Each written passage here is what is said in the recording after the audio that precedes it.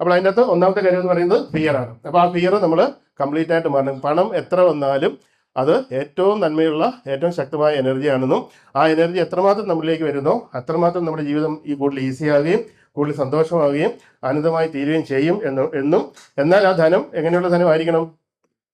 സാത്വികമായിട്ടുള്ള ധനമായിരിക്കുകയും ചെയ്യണം എന്നുള്ള ദൃഢനിശ്ചയം നമ്മുടെ ഉള്ളിൽ ആദ്യം തന്നെ കൊണ്ടുവരണം. അപ്പം നമുക്ക് ധനത്തോടുള്ള ഫിയർ മാറും.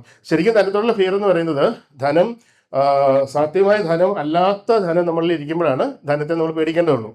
സാത്വികമായ ധനം ആണെങ്കിൽ നമുക്കതിനെ പേടിക്കേണ്ടതില്ല. നന്മയുള്ള ധനമാണെങ്കിൽ അതിന് പേടിക്കേണ്ട ആവശ്യമുണ്ടോ? അതെന്തായാലും വന്നാലും നമ്മൾ എന്ത് ചെയ്താൽ മതി?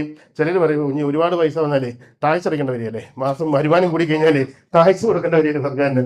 എന്താ സംഭവം? ടാക്സ് കൊടുക്കുന്നതാണ് പ്രശ്നം. ധനം വന്നു കഴിഞ്ഞാൽ അതുകൊണ്ട് ടാക്സ് കൊടുക്കുന്നതിന് പ്രശ്നമുണ്ടോ? ഇല്ല. അത് നമുക്ക് സാമൂഹികമായിട്ട് ചെയ്യുന്ന ഒരു നന്മയും കൂടിയാണ് അല്ലേ. ഇപ്പം നമുക്ക് ഇതിലെ കൂടെ നടക്കാനായിട്ട് റോഡും ഈ പറഞ്ഞ സൗകര്യങ്ങളൊക്കെ നമുക്ക് ചെയ്തു തരുന്ന സംവിധാനങ്ങൾക്ക് വേണ്ടി നമ്മൾ കൊടുക്കേണ്ട ബാധ്യതയാണ് നമ്മുടെ ടാക്സ് എന്ന് പറയുന്നത് അല്ലേ. അപ്പം ചിലർക്ക് ധനം സമ്പാദിക്കാൻ പേടി. അപ്പോൾ ഒരുപാട് ധനം വന്നു കഴിഞ്ഞാൽ എന്ത് ചെയ്യും? ടാക്സ് കൊടുക്കേണ്ടി വരും. അല്ലെങ്കിൽ ഒരുപാട് ധനം വന്നു കഴിഞ്ഞാൽ നമ്മുടെ സ്വഭാവം മാറിപ്പോകും, നമ്മൾ ഈ സ്പിരിച്വാലിറ്റി എന്നൊക്കെ മാറിപ്പോകും എന്നൊക്കെ പറഞ്ഞ് ധനത്തെ പേടിക്കുന്ന ആളുകളുണ്ട് അല്ലേ. അപ്പം അങ്ങനെ ആവശ്യമുണ്ടോ പേടി? അപ്പം ധനത്തോടുള്ള പേടി ആദ്യമേ തന്നെ മാറ്റണം.